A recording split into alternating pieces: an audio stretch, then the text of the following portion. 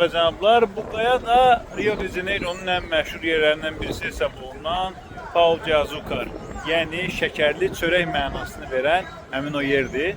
Bu əladır, burun, şimşirin katlı şimşir. Bəli, qədim zamanlarda Azərbaycanda, İranda və sair ölkələrdə olduğu kimi Portuqaliyada şəkər tozunun bu cür preslənmiş halı dəbdə idi.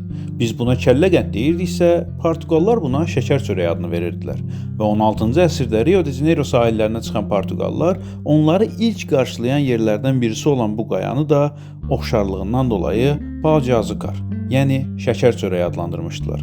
Bu günlərdə isə bu qaya Rio de Janeiro'nun ən böyük simvollarından birisidir. Bu qayaya çıxmaq üçün teleferiklər mövcuddur və bir nəfər üçün qiymət 60 manatdır. Yuxarıya çıxdığınızda isə sizi olduqca möhtəşəm bir Rio de Janeiro mənzərəsi qarşılayır.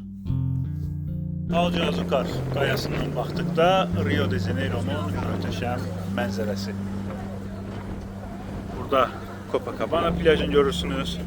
Burada isə İsa heykəli.